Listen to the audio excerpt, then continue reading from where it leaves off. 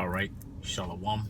First of all, I want to give all praises, glory, and honor to Yahawah, Bahashem, Yahawashi, Bahashem Qadash. Double honors to the apostles and the elders of Great Millstone. Peace and salutations to the Akim out here pushing his word in sincerity, truth, and in faith. Shalom to the Israelite foreigners and the few YAHAWAH that's out here listening in all humility. This is Zakar Yasharallah coming from the branch of the Great Millstone Camp here in Los Angeles, coming with another lesson, and I'm going to entitle it, The Lord Made All Things for Himself, yea, even the wicked. Okay? And that comes from Proverbs 16:4. Let me just get it. Proverbs 16:4. The Lord Yahawah, Bahashem Yahawashi, hath made all things for Himself, yea, even the wicked for the day of evil. Okay, and we're in that day of evil right now because there's nothing but evilness is going on in this place. Okay, and they have it set up to where it's as if it's normal. It is forbidden to talk about. You can't talk about what they're doing. All the wickedness they do. If you put it on social media, they'll take it down and say you're misinformation and all of this madness. Okay, when it's straight evil. It says everyone that is proud in heart is an abomination to Yahawah Shem Yahawashi. Though hand join in hand, he shall not be unpunished. Yeah, you got Jake out here, going along with this madness, man. Okay. The whole P. Diddy thing, man. He shouldn't be involved in no shit like that. Okay, but he's joined hand in hand with them, man. He's doing their bidding. He's doing the bidding of Satan. Okay, and look who they got in prison. They got him in prison. Okay, you don't hear about these other guys that do the same thing. Hollywood is full of that shit. But he's the one. He's the scapegoat. Okay, but the Lord made them wicked. Okay, let me see.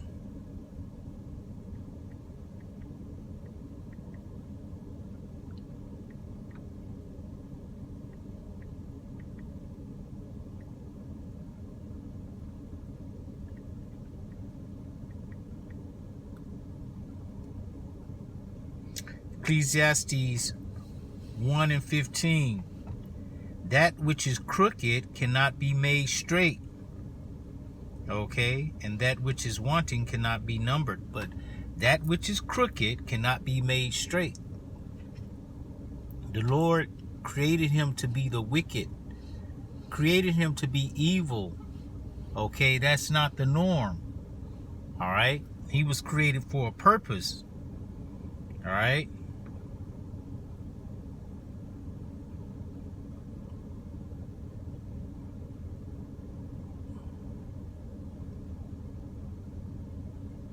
So, that which is crooked cannot be made straight. Evil Eve was made for the day of evil. Okay? Revelation 12:12 tells you that. Let's just get it right quick. Revelation 12:12. And it reads, Therefore rejoice ye heavens, and ye that dwell in them. Woe to the inhabitants of the earth and of the sea, for the devil is come down unto you, having great wrath, because he knoweth that he hath but a short time. And that devil is the so-called the YT people, okay? He has no pity. He's coming down with everything he has because he understands that his time of rulership now is over. He had his heyday back in the 50s, even before that, when Columbus came on the scene, 1492. Okay, he's been wreaking havoc across the world, conquering the world. Okay, putting up his image as if he's the Lord. He's the Most High, the Lord, Yahawashi, calling himself Jesus. Okay, he's doing all of these things, putting up his image across the world, having everybody, paying him homage as if he's the Most High and the angels, when he's the devil. They get mad when they see the picture of Cesare Borgia with horns on it at the camps. Okay, even our people get mad. Why you got horns on Jesus? Because our people believe that madness. It's madness, sheer madness, man. Okay, but he was given. Let's just get that real quick. As I think of them, I'm going to try to get them. This is Job 9:24. And it reads, "The earth is given into the hand of the wicked. He covereth the faces of the judges thereof. If not, where and who is he?" Okay, if it's not this Edomite, if it's not the so-called white man, then where is the wicked? Where is all this wickedness coming from? Okay, we see that it's coming from him. We understand who he is. Okay, we're not trying to pacify ourselves with saying that it's not him. When we know it's him, it's clear that it's him. Okay, no one else does the things that he do, just so vile and so man. Let me get the vile. What is a vile person?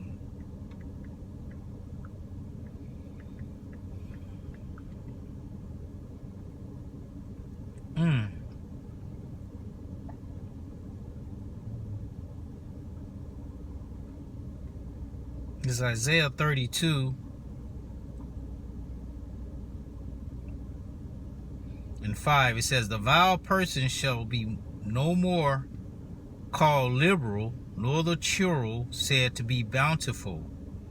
Okay, because he's been found out now. Okay, this whole land used to be the America the Beautiful. Everybody wanted to come here. The streets were paved with gold. Okay, all a lie. You go down Hollywood, it smells like piss. Okay, it says, "For the vile person will speak valiantly, and his heart will work iniquity, to practice hypocrisy, and to utter error against Yahawah, Ba'ashem Yahawashi, to make empty the soul of the hungry, and he will cause the drink of the thirsty to fail." Okay, the instruments also of the churl are evil. He devises wicked devices to destroy the poor with lying words, even when the needy speaketh right. Okay, so ain't no truth in him, man. There's no truth in him. You can't trust this devil. Okay, let me get that. Where is that? That's Ecclesiastes 12.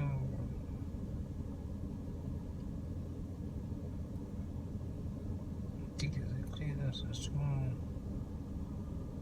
10.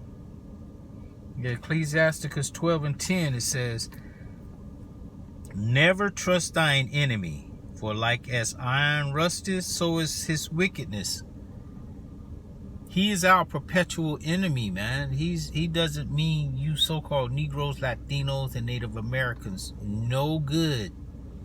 Okay, I did a video last night on how Muammar Gaddafi, back in the day, I think it was him, offered to give $1 billion to the plight of the so-called black people over here in America, and the United States declined it.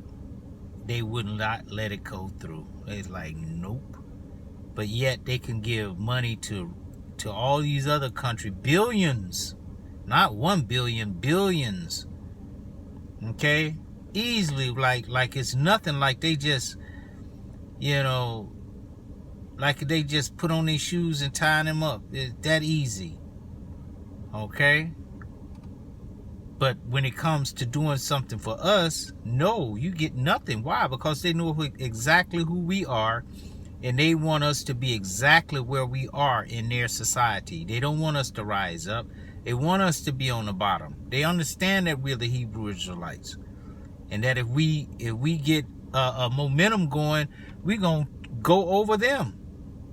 Okay, just like 1681, they brought in the term white and black because they looked and seen that, oh, these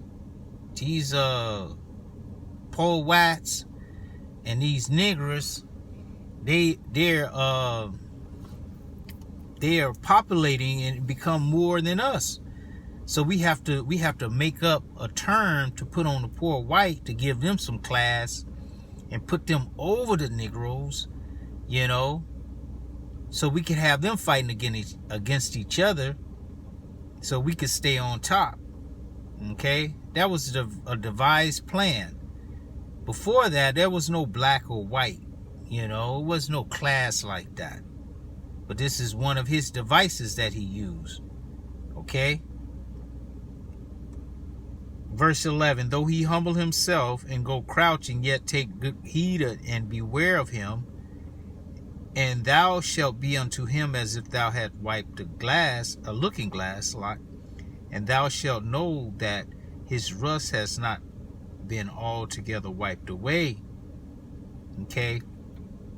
If you're in a steamy bathroom and you wipe the glass, that steam gonna come right back. If you clean some rust off of something and you don't treat it, that rust gonna come right back. Okay, and that rust is gonna eat through. It'll eat through I think it's steel. It'll eat through iron and steel. Okay, and destroy it, even as strong as it is. Okay. It says, set him not by thee, lest when he hath overthrown thee, he shall stand up in thy place. Neither let him sit at thy right hand, lest he seek to take thy seat. And thou at the last remember my words and be pricked therewith. Okay. It says, who would pity a charmer that is bitten with a serpent, or any such as come nigh a wild beast? Exactly. So you have to consider this serpent, man. Consider him and understand that he's the serpent. He's there to do you harm. No matter what. There was a story about a lady or something. She found a snake that was wounded and she nursed it back to health. And when it got back to health, it bit her. And the snake was like, well, you knew I was a snake. What do you think? What do you think I'm going to do? Okay? And he was created crooked. He was created to be the wicked. He's wicked through and through. There's no good part about him, man. Okay, that's why in the book of Obadiah, let me just get that. In the book of Obadiah, it says that he's going to be done out. He's going to be done away with. Okay,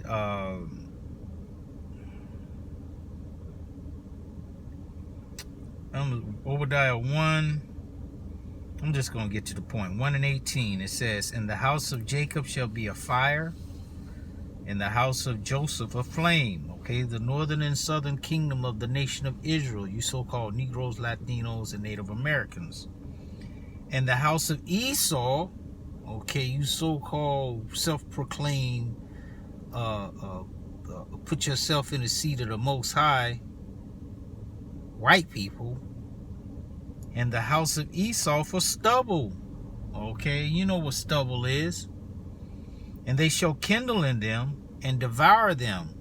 You're going to get devoured by the nation of Israel. And there shall not be any remaining of the house of Esau, for the Lord Yahawashi has spoken it. Okay, you're going to get devoured. All right.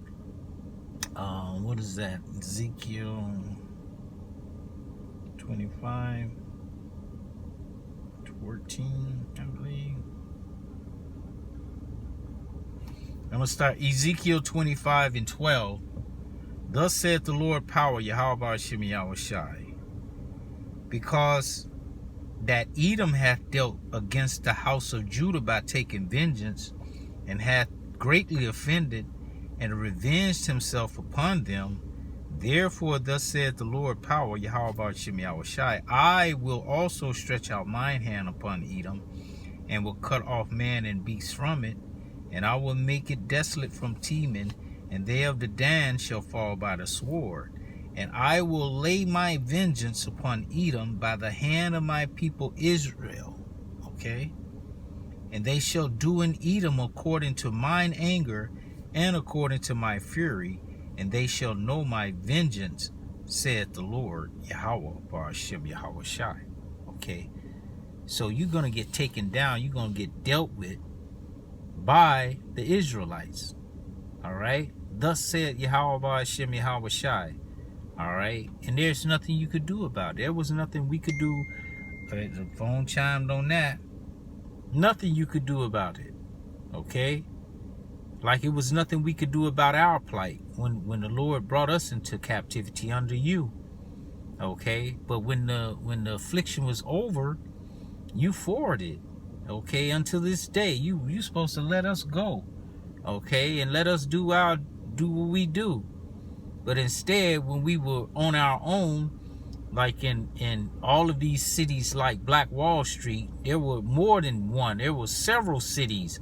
Like all the black places was like Black Wall Street. When I grew up in Mississippi, there was a highway, Highway 82, divided one side, the so-called blacks on one side and the so-called whites on the other side. Okay, we had our own cab company, own movie theater, own grocery stores, own ice house, own taxi cab companies, everything, man. We had everything, own schools, right? But integration happened, and that messed it up. Okay? We are separate people. We're supposed to be separate. All right?